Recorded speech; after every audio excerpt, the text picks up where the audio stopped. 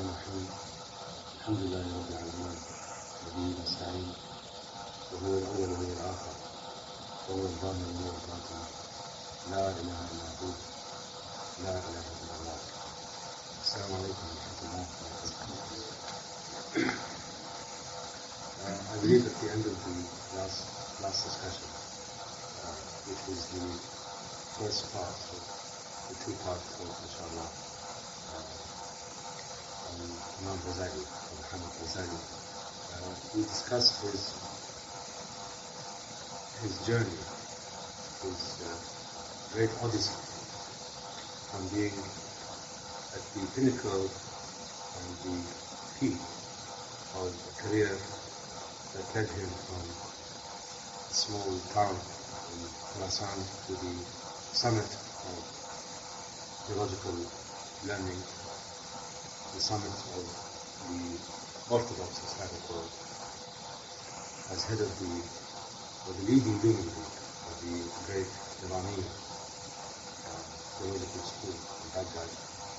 How in a fit of prolonged fit of spiritual crisis, he abandoned his position, his status, he abandoned his relation, and wandered in the way of Allah subhanahu wa ta'ala.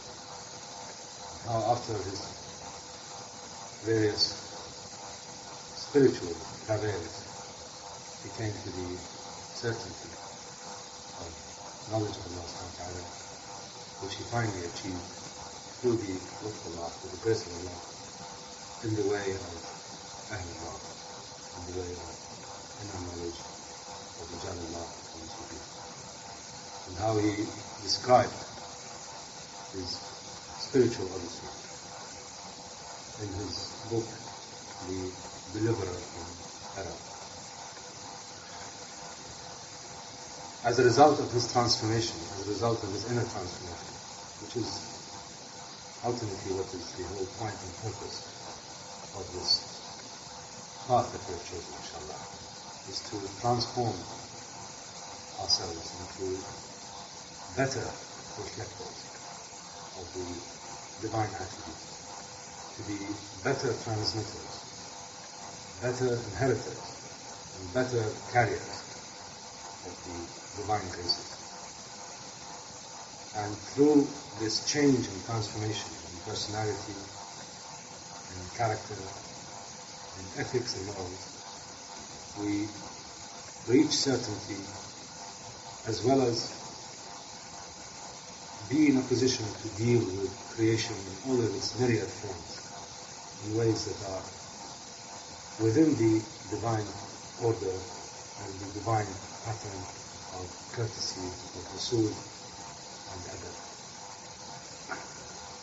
He, as I believe I said in my last talk, basically withdrew from all the various positions and posts that were offered to him, because all the great leaders of the Islamic community, political as well as spiritual, were always trying to entice him back into teaching, into taking on various pedagogical posts.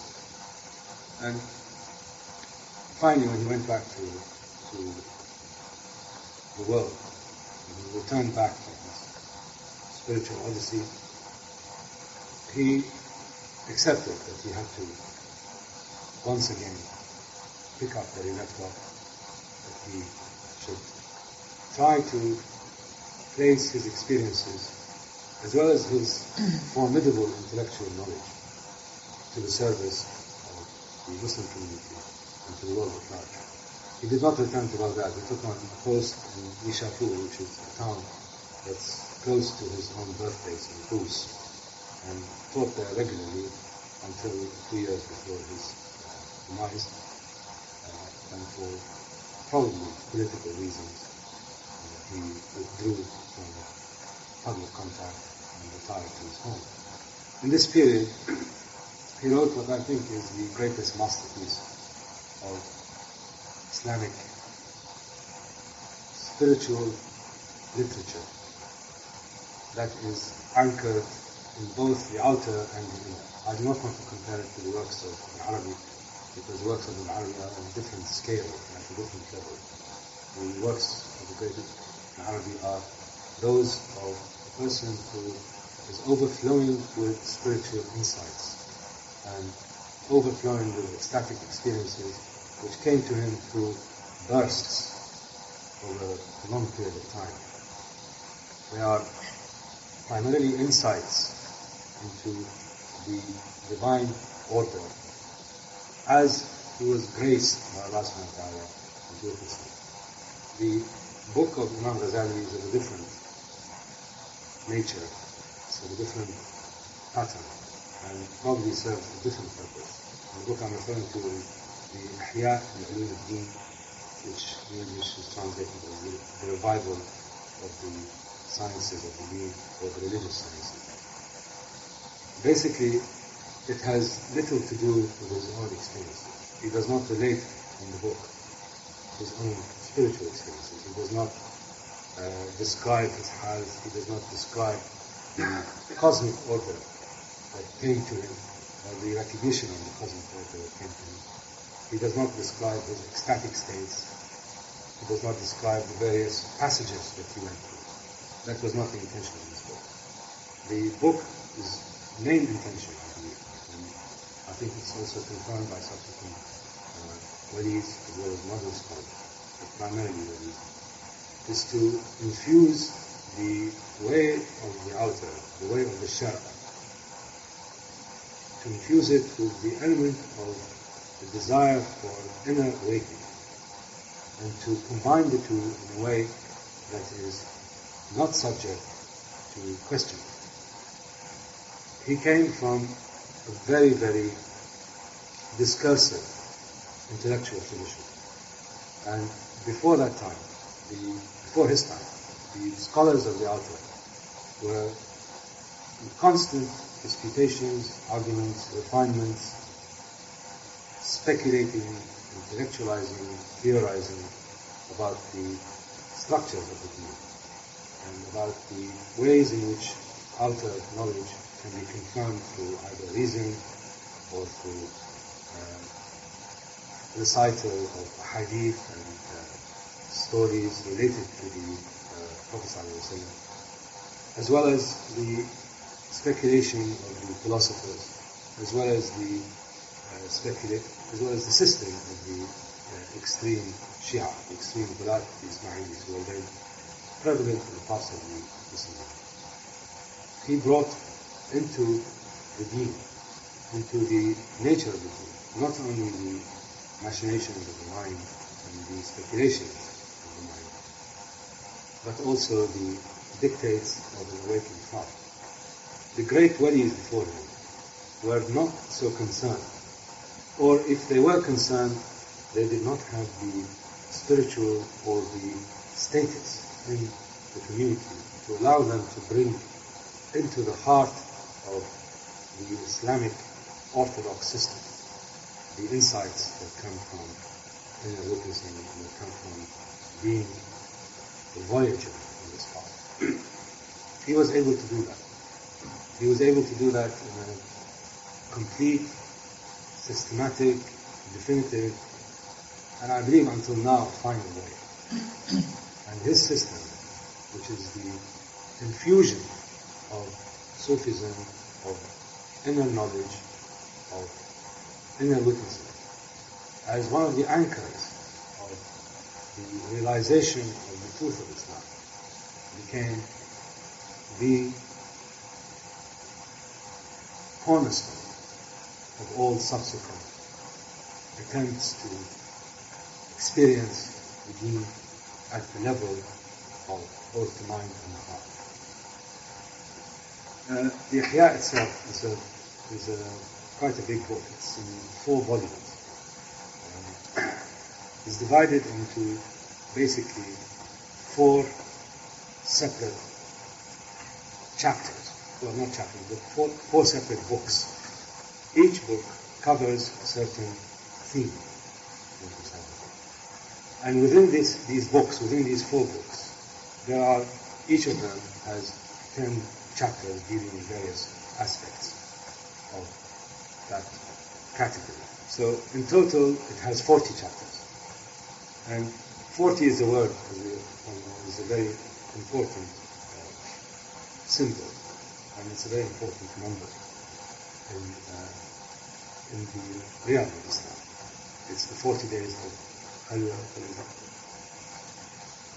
The number 40 has substantial meaning and importance inside it. That is one of the reasons, or principal reasons, that he divided his work into these chapters. The 4 books, the 4 main categories, are the books dealing with worship, ibadat, the book dealing with personal behavior, the book dealing with what causes the nafs to be destroyed, or the mortal or deadly sins, if you want to call them that, and finally the way to salvation. These are the 4 main headings of the revival of religious science. The book is in Arabic, and for those who read Arabic, it's a wonderful book to read. It's a wonderful book in terms of its really comprehensive nature, in terms of its totality, in terms of its insights. And for those who don't read Arabic, very good extracts of it have been translated into English by Montgomery Watt. I think also there's 1 or 2 good translations of extracts from it used by the Islamic Foundation. And there are a number of translations that leave a lot to be desired that are published in India, which I have not found very readable for grammatical errors. Each of these books, as I said, is divided into 10 chapters. And each of these chapters discusses every conceivable aspect of the structure of outer Islam. But within the structure of outer Islam is infused the spirit of a person who has been on the path. A person who had ecstatic experiences, surely, may not have reached the station of the great masters, but his experiences confirm to him that it is critical to infuse the outer form of Islam with the inner experiences, inner witnessing, inner wayfaring of the true seeker. In his book, the book on worship, his chapters deal with the nature of knowledge and the foundation of belief. This is under the, as it were, the basic structures of the theology, or the theory, or the epistemology of knowledge. He then discusses the aspects of the law, of the fara'id, the obligations, but with an inner focus.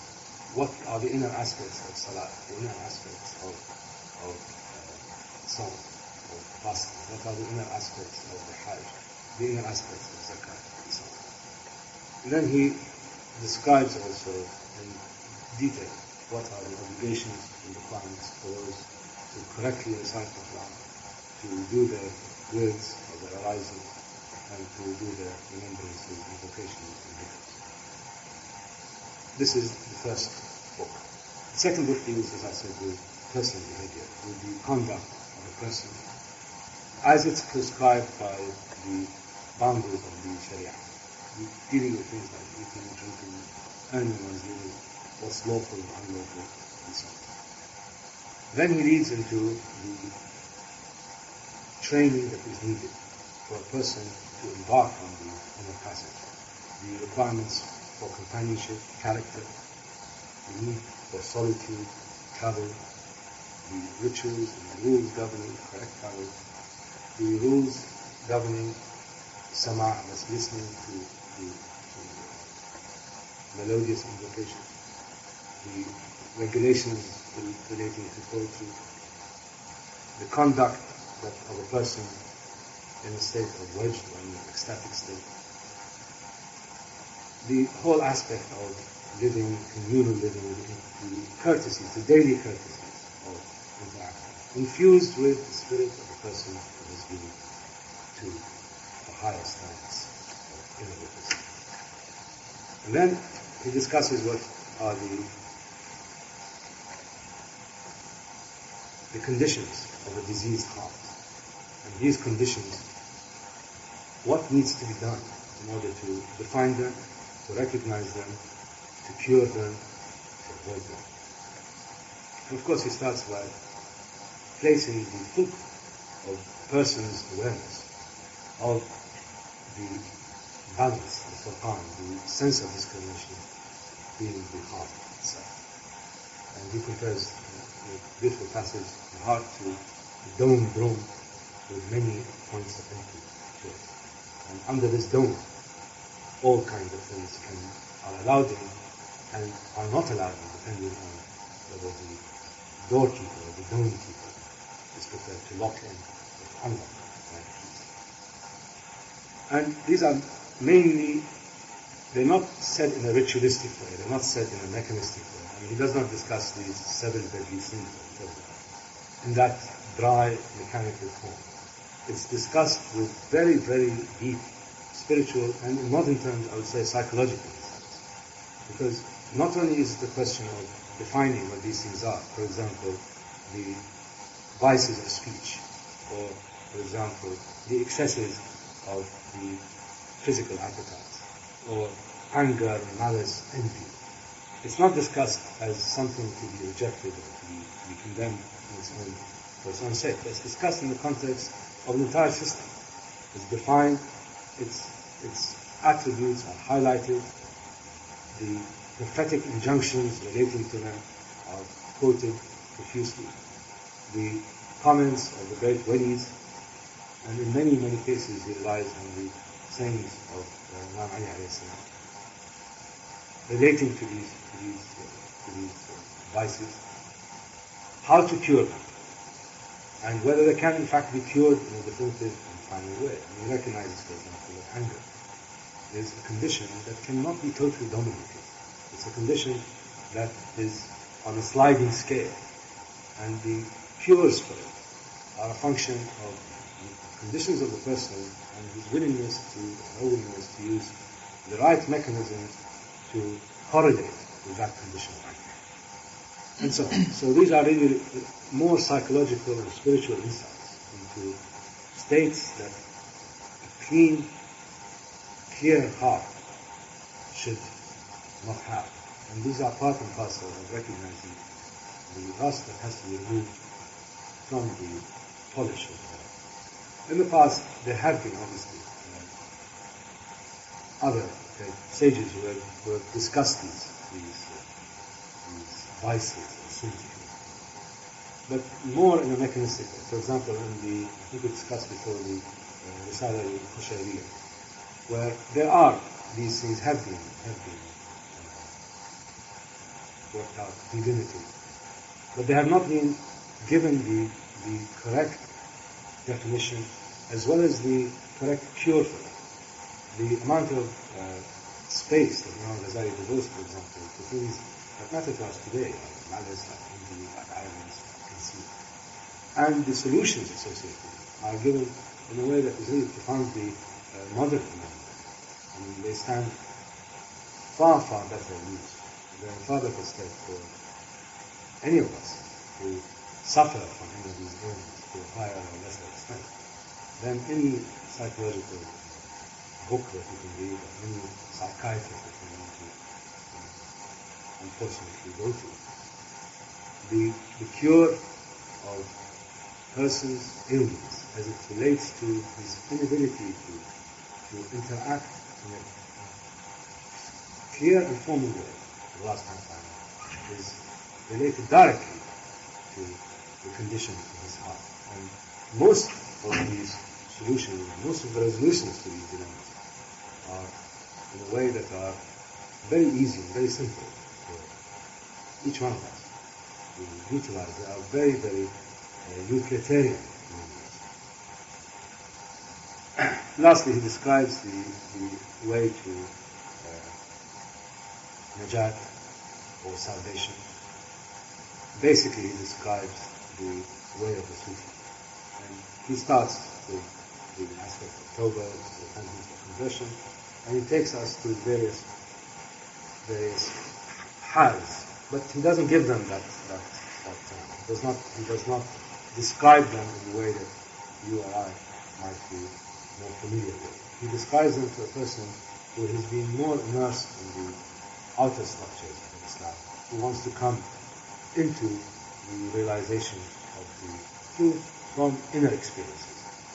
So, while he does not go through the various stages and functions in each of these paths, it's quite clear that the way he charts out the road or the path to Najat, the path to salvation, is in fact the path or the way of Najat Allah, the way of the Sufi.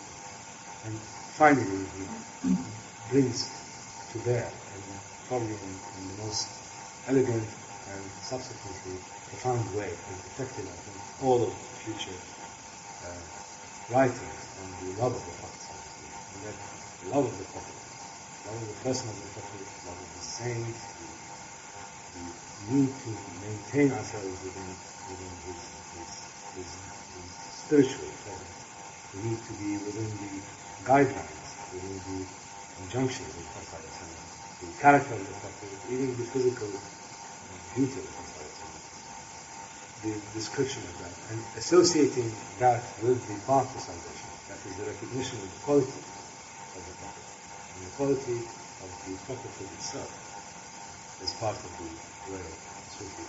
Or not necessarily the way of Sufi, but part of the way to those who want to begin an inner life without going into a particular tariqah or into a particular order.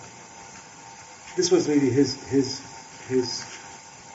this is the great contribution of Ihya al-Din. It's basically allowed to the Muslim world generally, or to believing Muslims who are not necessarily bound into any tariqah, or who are not necessarily murids of a particular shaykh, but want to experience the truth of inner witnessing, that the importance itself of even a limited inner experience establishes for that person the truth of prophecy, the truth of the message of the Prophet. Prior to this, to the common man, was either through inherited religion or through religion where the beliefs themselves had to be rationalized. The experience of prophethood, or even in a very slight way, through an ecstatic state, but one can just pass a glimpse of that and know that there is something more beyond that, even though one is not willing to go that route, or one cannot go to that route, even without one willing to be a murid. That in itself is sufficient to establish that there is something that is absolutely valid in the way of the prophets, and particularly the Prophet Muhammad. Because if you can just experience this state of momentary ecstasy, even if it's once in a lifetime, or even if it's not ecstatic but near ecstatic, or even if it's a sense of euphoria or uplifting, so that you recognize that there is a huge universe out there that is not within your own rational control, that is not under your own intellectual control, and that is not the same as being told that there is such a thing. That alone can establish the efficacy and the truth behind it. And it is even this limited experience on the part of most people, most mankind, not necessarily those of murids. Murids want to go all the way, or want to aspire to go all the way. Most believers, most Muslims, want to have a sense of the prophetic truth. And if they can reach that by this inner grooming of the self, without having to be associated with formal groups and formal structures, that in itself establishes the validity of the mystical way. It led him also to believe that this way, that the way of establishing certainty, which he experienced in a very, perhaps in a very superficial way, or perhaps in a high way, no one knows, because he has not referred to the state which he reached, allows him to believe that there is validity to the claims made for inner sight by the great masters and great walis, the great Sufi Shaykh. That it's like as if one touches a match that's ignited, you have a sense of fire, and you know that that is the same as a conflagration. It is just this momentary experience, or this transitory experience, that establishes the validity that there's something greater, and the truth of those who claim that they have been there. So prophecy to him is a certain form of awareness that was perfected in the form of the Prophet ﷺ. And that to ordinary people who do not have, who have not gone through this attempt to groom their inner self, it comes to them by a kind of association. I mean, the world of dreams, for example, is to the dreamer a real world.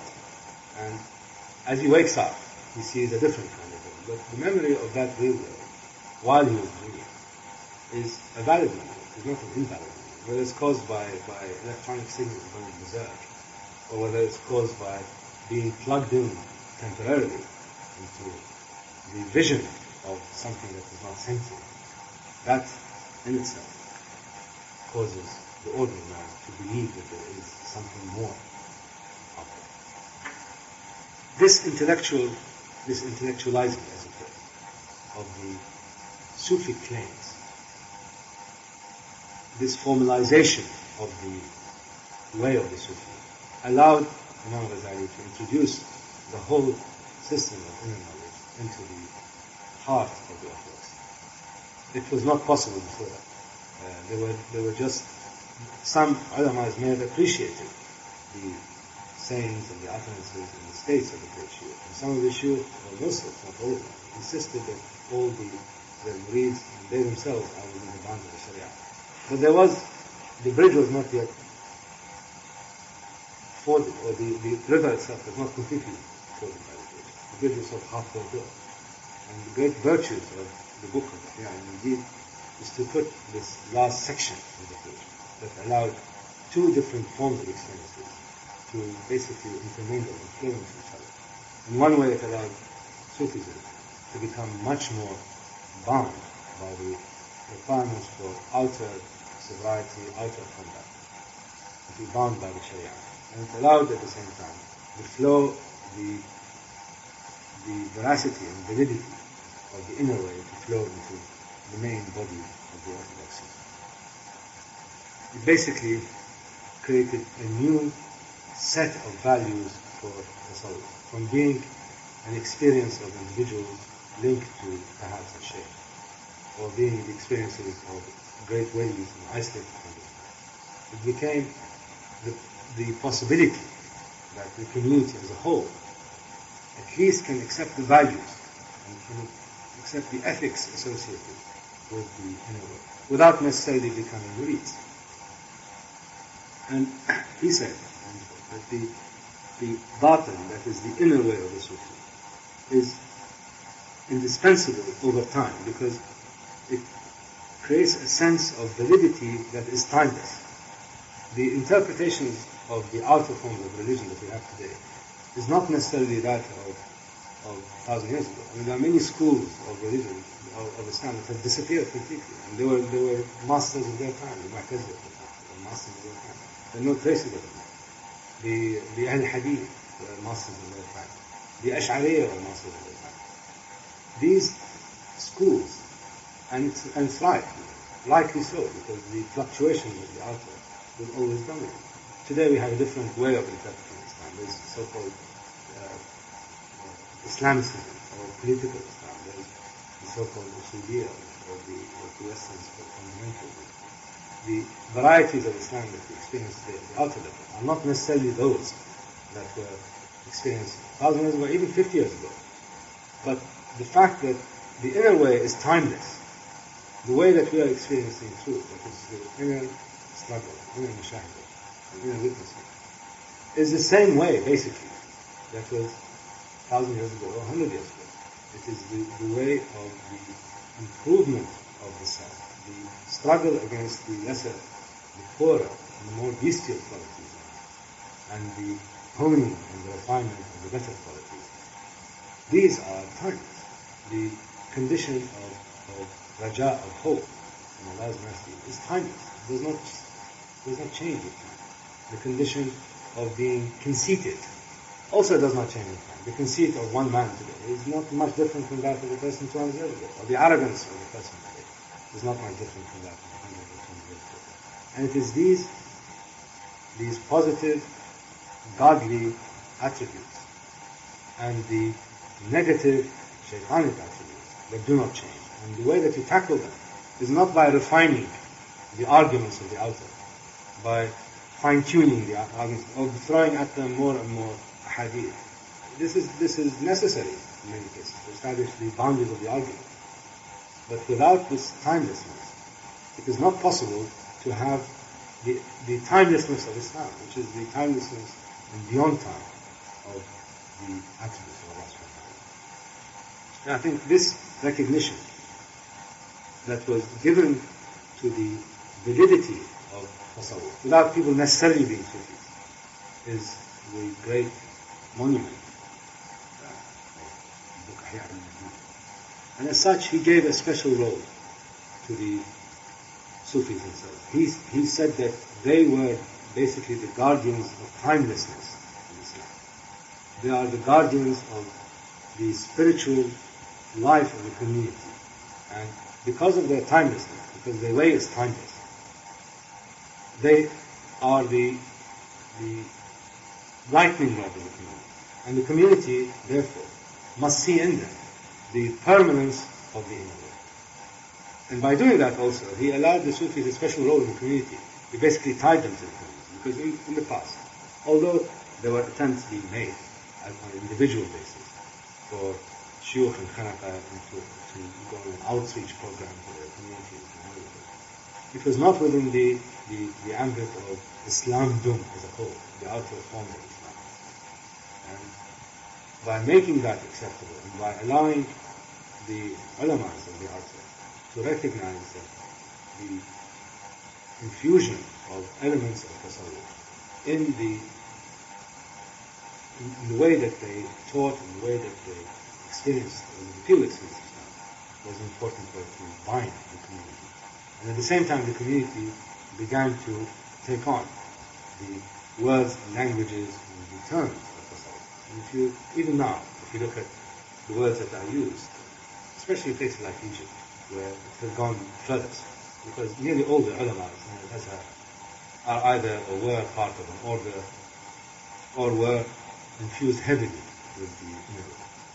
As well as, if you go to parts of Iran where the traditional Irfan has not been buried under the whole weight of political Islam, you find that the sense of tawakkul, sense of reliance on Allah subhanahu wa ta'ala, is part and parcel of their daily existence, which is not something that is said by the tongue, it's lived in daily existence. So their Islam has already been infused and reflected by the inheritance of Al-Ghazali. Again, if you read his works, in order to see any spiritual stations or heights, you are going to be probably disappointed. The one that comes closest to it is, I think we discussed that sometimes, it's called Mishkat al-Anwar, the niche of lights, which is basically Al-Ghazali's commentary on Ayat al-Nur and Surah al-Nur. And his commentary on that is not of a person who has been near the divine presence. It is more of an intellectualizing structure of words and symbols and so on. So Imam Ghazali in his own way is only Allah knows whether he was a true Arab. I believe that he was, but not of the highest spiritual order. He was a person who was an Arab, yes, but not an Arab who was on a continuous basis, so that his knowledge and his gnosis overwhelmed him, as it did, for example, in Arab.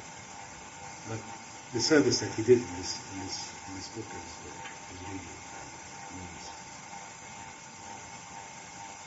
As I said, nearly every Sharia injunction, every Sharia word, every Sharia ordinance of the doctrine of Islam was given an inward aspect to it. And it was interpreted inwardly in order to to act as a starting point for those who want to begin the process of inner purification. And I really don't think there is a better book, even now, for a person who wants to begin to look at the dimensions of the inner life, and not to jump immediately into the deeper reaches of the ocean, but to come to it in a systematic way. This is, I think, this fine introduction you can get.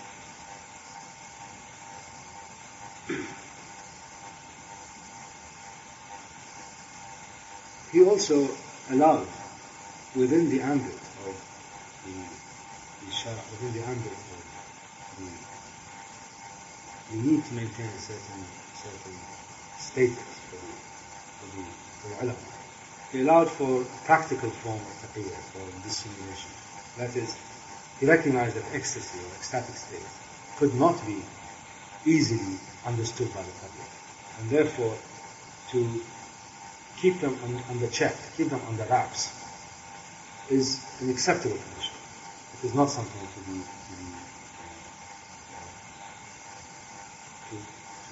be denounced. And therefore you are allowed, within the bounds of your true state of balance, to have an outer reality that may be entirely different or may contain an inner reality that is utterly different from the outer state. And in many ways, therefore, we find that, again, I'd like to cite certain examples, especially in Egypt, where there is an inner proclivity towards the Sufi world. There's an inner proclivity towards the way of inner attainment, inner enlightenment. But you would never know it if you talk to them. You think that you're just an alim, a person who is hidebound. So, also in Iran, there are many people who are true Arabs, who hide behind this weight of voluminous knowledge. And you would never guess by interacting with them, that unless you go much more deeply into their condition, that they are in a state of true inner knowledge and lessons.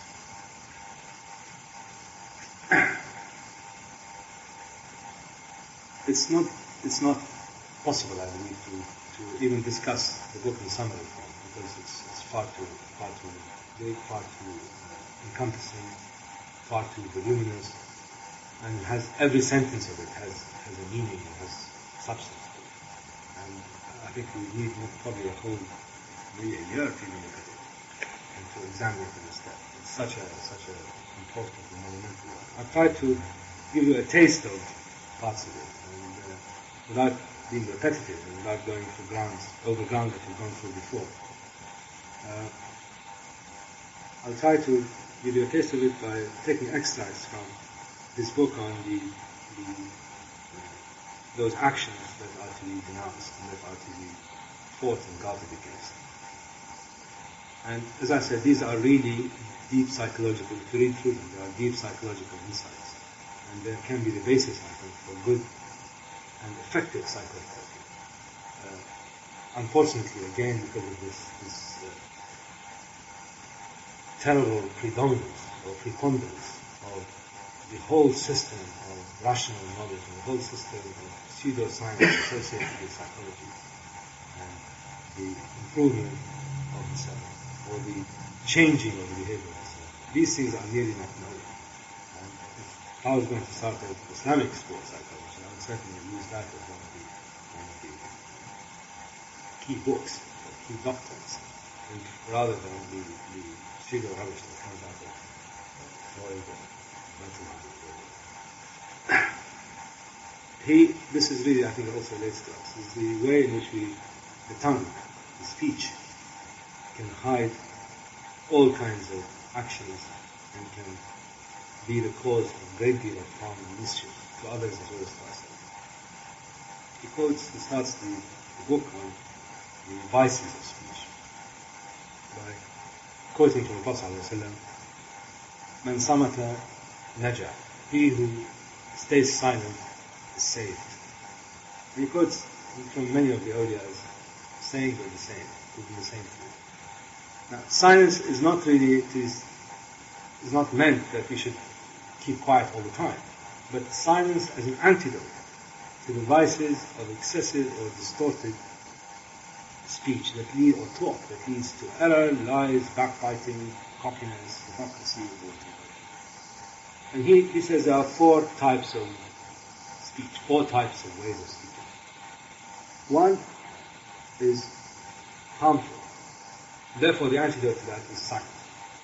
So if you're going to say something that's going to harm anybody or anything, the best thing to do is keep quiet. If what you say is useful, then you should speak. And then if it's mixed, that it has part utility and part non-utilitarian, which you will regard yourself. And if it's neither harmful nor useful, it falls into a category that should be avoided. He identifies about 20 forms of talking or speaking that can lead to loss of virtue. First of all, and this is, I think, is based again on the prophetic saying, من حسن إسلام المرء ترك ما لا يعنيه. One of the ways of refining the Islam person is to avoid what does not concern you, or leaving what does not concern you. This is a prophetic saying. That really leads to the first vice, that is talking about things that do not concern us. Not talking or not caring, being concerned about affairs that have no bearing on us. No bearing on us either in the deen or the dunya. It's best to avoid. Curious chatter. He is against curiosity for the sake of curiosity. This doesn't mean necessarily that he's against the scientific mind, or he's against inquiry. We need to inquire in order to establish the truth. But curiosity for the sake of just gaining more information is not to be praised, to be condemned. Nearly all of these things we're talking about, in some ways, their opposite is becoming the rule. The opposite is the way in which people conduct themselves. And curiosity for the sake of curiosity, the curiosity in order to gain more information without any purpose to that, has become something that's part and parcel of daily living. Talking about what is forbidden is also important. We shouldn't talk about things like gambling, drunkenness, or wild bacchanalian parties, or whatever, or even of the days before one came to the faith. That is the days of Jahiliyyah, if you are non-Muslim, or the experiences that you had before you decided to enter yourself in the prophetic way. Talking about that is not to be praised. Disputation and argumentation, for the sake of disputation. I mean, if you just switch on the TV or radio, people argue really for the sake of arguing, for the sake of showing themselves to have greater knowledge, or showing themselves having greater insight, or greater information, or just for the sake of disputing. This causes nothing but mischief and harm. Showing enmity to another, that is, speaking with the intent to harm another person, that ends in causing anger and enmity. This is to be avoided. Exaggerated erudition. A person who speaks in sentences that have no end and throws words that are incomprehensible to the average person, or words that are basically a person who is in love with his own knowledge, his own sense of speech. And this blends into the general dislike of poetry as a profession, not poetry as such. People have been confused that Islam somehow denounces poetry. It doesn't. Islam denounces the love of self that comes from being able to manipulate words as a profession. But poetry as part and parcel. And particularly one should not curse people with the name of Allah. And he mentions here a curious case where the la'an of those who killed Imam Hussein alayhi salam, is that permissible or not?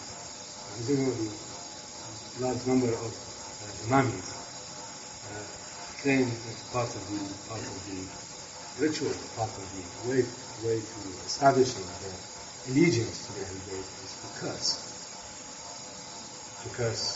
those who killed him, to curse the Quiet for the curse. He says that one should not curse anyone who is a Muslim because you do not know that whether the person who killed or who was involved in an act or a great crime against Imam or whether he did not repent afterwards. Because if he did repent, the mercy of Allah subhanahu wa ta'ala is open terms for others. So you should not curse people unless you are sure that they died in the way that, in the same way, or in the same state in which they committed their crime. So cursing, for example, of the Najm, who killed Imam Ali, that's because he died in apostate, basically a Khawarij. So that is accepted. But cursing blindly, or a group of people who committed an act, and using Allah's name on it, is to be avoided. He said, one should not say the curse of Allah on those who killed Imam Hussein. One should say the curse of Allah on those who killed Imam Hussein and stayed in the state of ignorance until they died. I mentioned also the use of poetry and speaking in poetry as a profession. And the poetic speech of the Arab is in many ways a speech that's to be, or a way of speaking, a way of communicating that's extremely pleasant. But it gets carried away, and if it becomes a profession, in the sense that the Arabs use poetry, I think, basically to heighten a certain position, or to experience, or to explain, or to curse, that in itself is mischievous play on words. That doesn't mean that cheerfulness or smiling or cracking jokes is to be done. But the mischievous way, that is with the intent of causing harm or causing fitna, causing disputation. This is to be belittling, mocking, divulging secrets, making false promises, lying and oath-making. There are certain exceptions to that. For example, in the case of lying and oath-making, it says you can't really tell the truth to somebody who breaks into the slum, for example, and is planning to kill somebody here in turn, and that person is not in the slum but next to him, so I cannot tell a lie. This is a lie that is necessary in order to save the condition, to save the life. But it is possible to not to tell the absolute truth if your intention is to create a sense of harmony between people. If you want to make amends between two people, if you want to make peace between two people, this is acceptable. In war, also, obviously, deception, deceptive mood are part and parcel of war, as well as it extends to business. And to deflect suspicion, in particular between husband and wife, between man and woman. In some cases, it's better not to say what is happening because it may create conditions where the opposite is.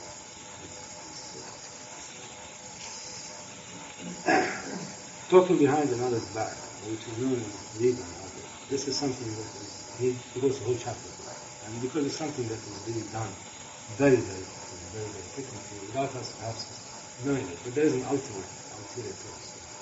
And he defines that talking behind another's back as what he calls Prophet saying, to remember somebody or to speak about somebody in a way that if you were there, he would dislike.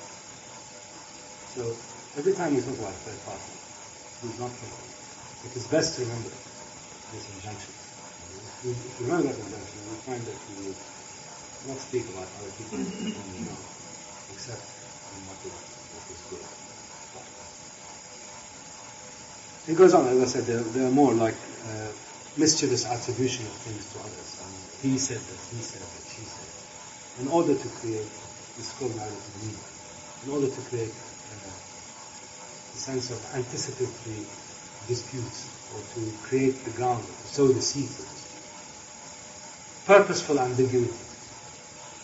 This is also to be pronounced. Because you can be ambiguous if the situation calls for ambiguity. But if you are being ambiguous in order to create a state of confusion in the person who's listening to you, whether you mean this or that, or whether neither, this is something to be avoided. Also, carelessness in relating certain actions to Allah and to you. We always want to say, Insha'Allah, I will do this. Or Insha'Allah, I'll give you an example. Like, this Insha'Allah will be done, and I would like to do it.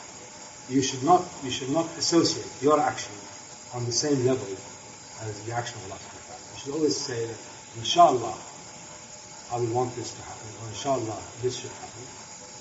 And only thereafter, after Allah's will is done, in the Arabic we say, thumma, then you say what your wish is.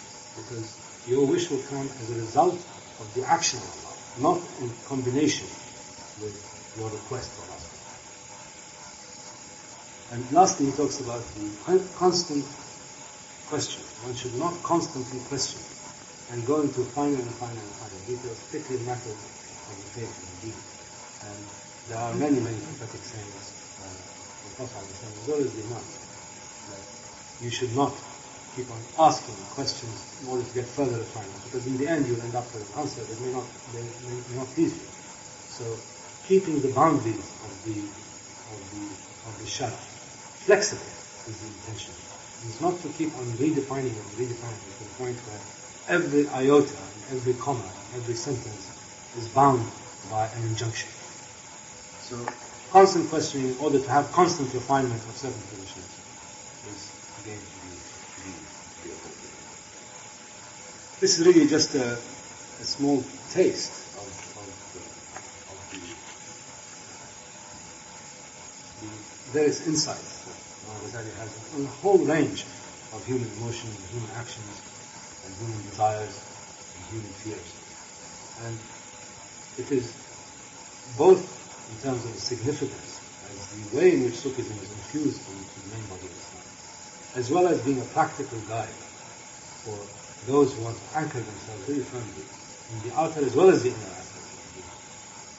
I think this is an unparalleled book, and is, in my mind, the greatest book of that level since from the beginning of since the death of Prophet. This is really, in short, is the great legacy of Muhammad Ghazali. And in his days, I think he was recognized for the master of his time. He was known as the Mujaddid of his age. He was born into a time where the Islamic century was kind of in neck. And there's again a saying, a prophetic saying, that every century has its own Mujaddid, has its own renewal. And that century, which was the 12th century, was a century in which the great Mujaddid of Islam, undoubtedly, was Imam Ghazali. I think we'll find subsequently in later discussions, inshallah, that that spirit became so associated with the practice of Islam and the common man, the ordinary man. That was really due to his legacy.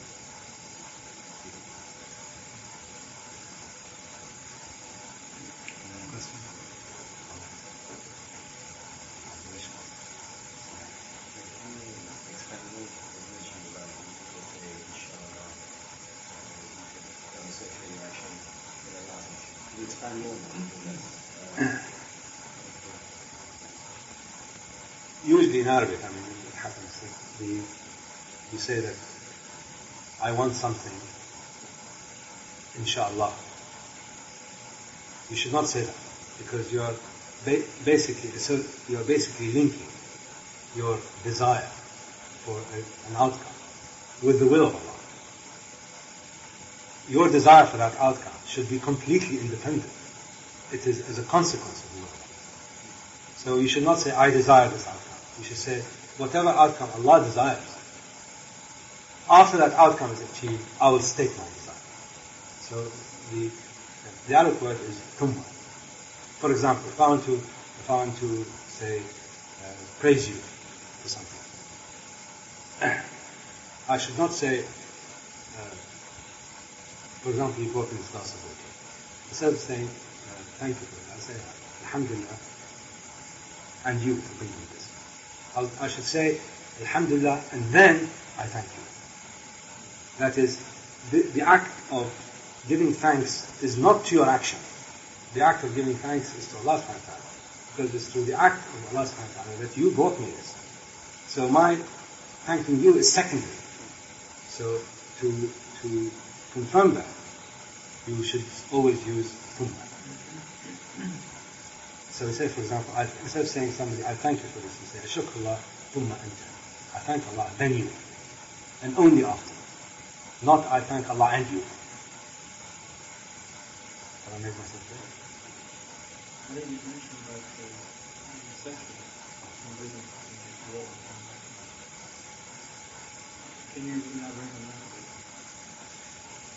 I was preparing to talk in Islam about it for Ali. I think it's not allowed. I mean, the idea of stretching the meaning of war to include business is, I think, ridiculous, because there is another element which is to the whole section on what is known as the metaphysical, which is competition. And it puts competition as it's a vice of the mu'min. But the equivalent vice of the munafiq is malice. So envy and malice are the hypocrites' competition. So competition in the sense of going into a transaction, going into a relationship in order to devour and to dominate, is not accepted. And in many ways, for example, in Islam, one should not advertise in the aggressive way that we talk about it. And if you open the TV station now, if you open the NBC, which is the Arabic language satellite station, or if you open any Islamic channel, or so-called channel in Muslim countries, it has advertising. It's basically taken on the forms and the norms of the West, or the forms and norms of the secular West, which is, there's no courtesy involved. I mean, that follows the expansion of the meaning of war. War is not the same as business. War involves physical destruction. War involves the extermination of certain situations of people. And it cannot be compared to whether my hamburger is better than yours. So deception in business, that is, you can use cunning, no matter. Cunning is not the same as deception. Deception is to knowingly lie, and to use that as part and parcel of your honor. Cunning is to be clever in the way that you deploy your resources. By withholding and by affirming it. Cunning is effective. That's makr. But deception is not. And it is not allowed. Lying is just not allowed. For example, the so-called negative advertising that we have in the West, which is Coca-Cola saying they're better than Pepsi. This is something completely against the Sharia. Should not be followed.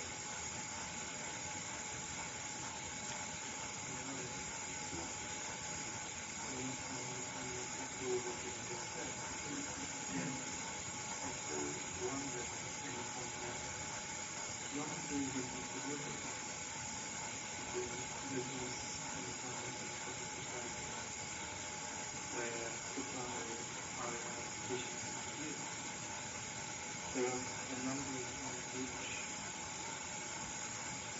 we learn the points about Sharia in relation to business and commerce, and very much being working in an ethical way. Yet at the same time, we are in jihad. Jihad is not war. War is harm. I mean, War is, there are different rules associated with jihad. I'm not a alim, so I cannot give you a fatwa, I cannot give you a ruling on this. I believe that that one should be cunning, one should be careful in how you deploy your resources, one should not be completely forthcoming with information if you're dealing with other people, especially in a khutbah system. But to deceive knowingly, you do not know at the end of the day where your harm is reaching. And this is really the whole point of it, is that the consequences of your action may go beyond just the person who is buying from you. If somebody comes, you don't know if he's a Muslim or not, he walks into your shop and you're selling him some chicken, and you throw the chicken to the outer plate, or that is reaching to his private plate. In this case, I mean, there is harm. And even though he's a kafir, even though he's not a kafir in the outer sense, he will not proclaim shahada. But that kind of action. Although some alims before used to accept it, on the grounds of it, I think it's a ways of basically legitimizing criminality.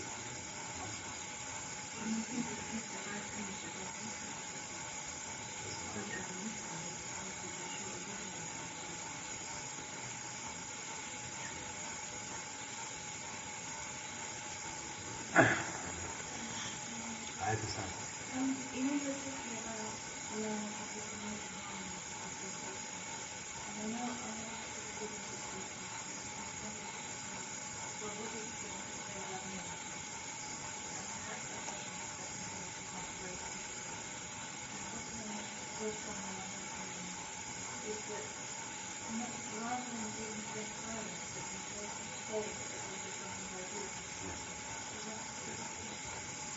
That would be correct behavior. It takes a lot of effort to do it, but it's generally correct behavior. The whole point about these rules and injunctions is really to create harmony. It's not to create a sense of smugness. I'm holy, or I'm only acting in a certain way that is ordained by Allah. Of course, ordained by Allah, but it's ordained for a purpose. It's ordained from our own inner harmony, as well as for societal harmony. So if somebody says something nasty about me, and you know that, there is no point increasing the sense of disputation, the sense of argumentation, the sense of harm and anger that can come. I think at the end of the day we always have to abide by the prophetic injunction that we should always think well of others rather than think bad about others. Because husband land is superior to certain land. Unfortunately, it's the other way around now, because people have been hurt and have been damaged and have been lied to and cheated and robbed and God knows what else, that it becomes an instinctive reaction that they immediately think everybody else is in the state of ferocious attack on them. So they are holding their guard. And if you act this way, people think you're a sort of a lost fawn in the wood, and all these jungle and all these ferocious animals are about to do. In the end, I think Allah is respected, and one should only act only appropriately. It's very, very hard to do that, especially thinking well of people who know have shaitanic traits that are not conducive to